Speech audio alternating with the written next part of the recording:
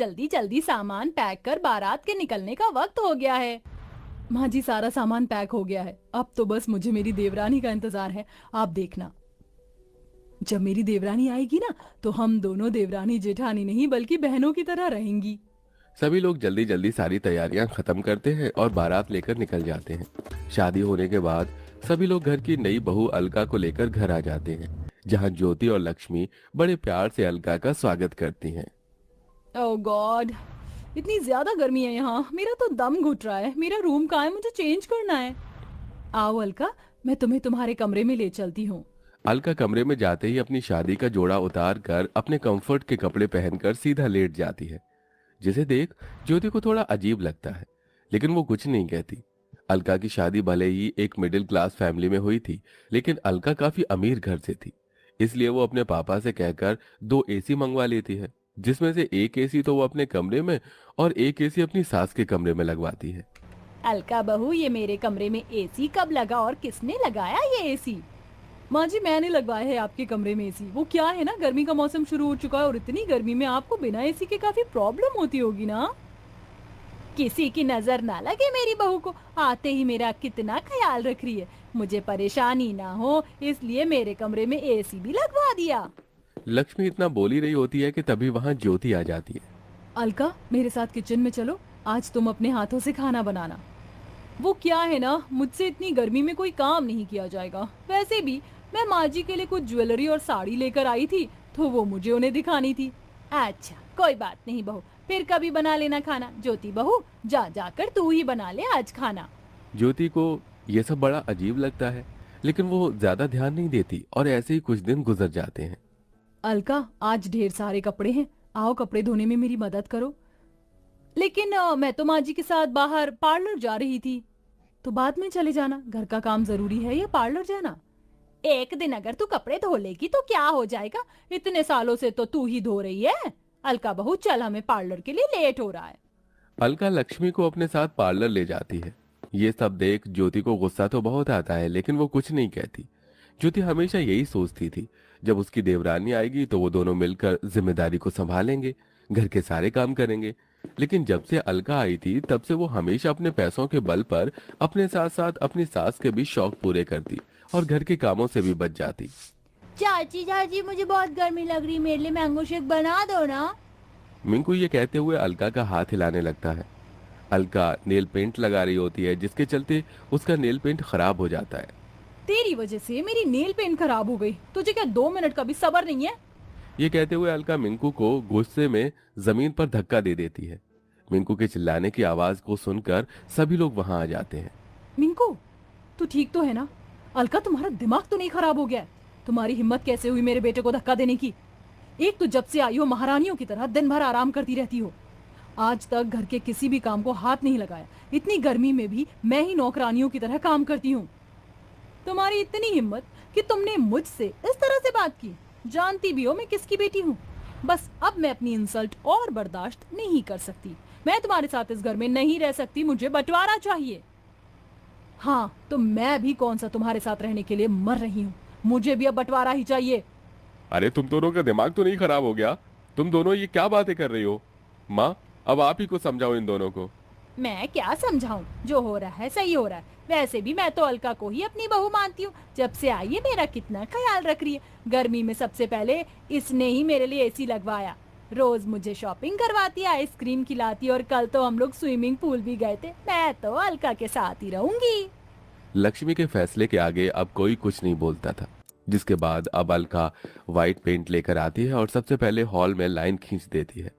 साथ ही साथ bathroom, kitchen, dining table, यहाँ तक कि फ्रिज पर भी लाइन खींचकर उसका भी बंटवारा कर देती है।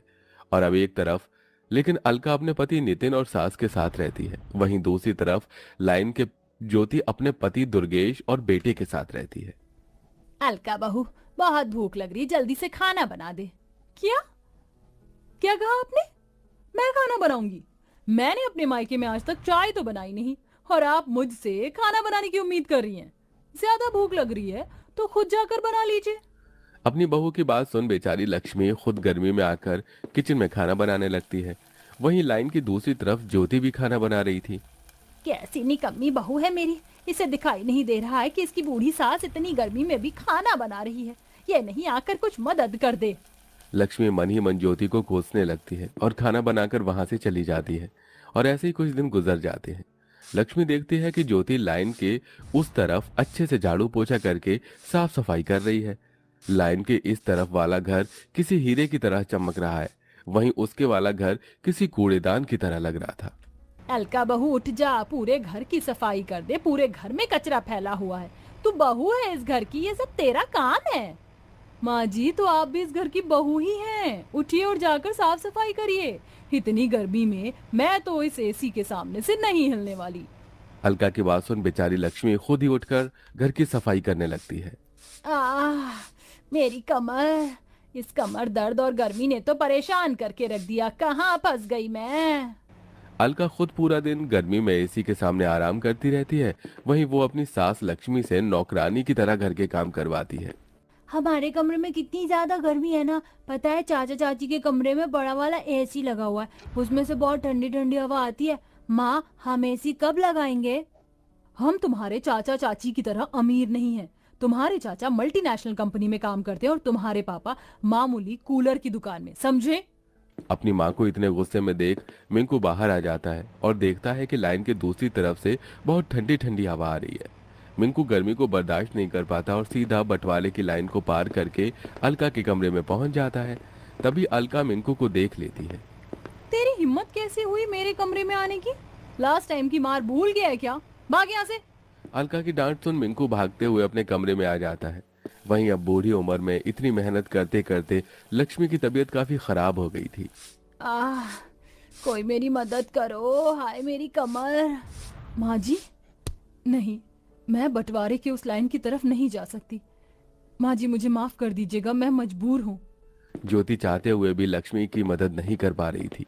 वहीं थोड़ी देर में नितिन आ जाता है और अपनी माँ को जमीन पर गिरा देख उसे जल्दी से कमरे में ले जाता है। जिसके बाद वो अलका के कमरे में जाता है और देखता है कि अलका एसी की ठंडी हवा में फोन चला रही है। ये सब देख नितिन को बहुत गुस्सा आता है और वो ज्योति से फोन छीनकर उसे जमीन पर फेंक देता है। मेरी माँ दर्द से तड़प रही है और तुम हो कि यहाँ फोन चला रही हो।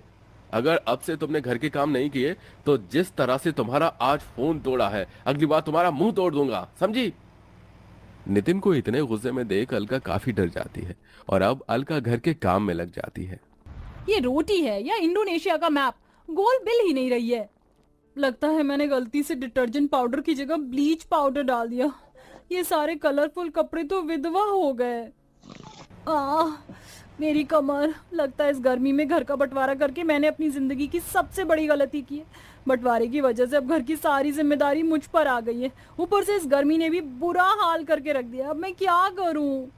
ये कहते हुए अलका जोर जोर से रोने लगती है और अब वो माफी मांगने के लिए अपने खुद की खींची हुई बंटवारे की लाइन को पार करके सीधा अपनी जेठानी ज्योति के कमरे में जाती है, जहां वो देखती है कि उसकी सास पहले से ही वहां मौजूद है। माँ जी, आप? और नहीं तो क्या करती मैं?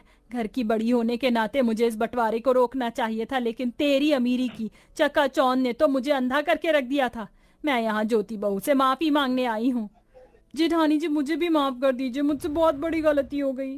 देवरानी जेठानी में घर का बंटवारा करके मैंने बहुत बड़ा पाप किया है, लेकिन अब मुझे मेरी गलती का एहसास हो गया है। नहीं, मैं तुम्हें इतनी आसानी से माफ नहीं कर सकती। भगवान के लिए हम दोनों को माफ कर दे बहू, हमसे बहुत बड़ी गलती हो गई है।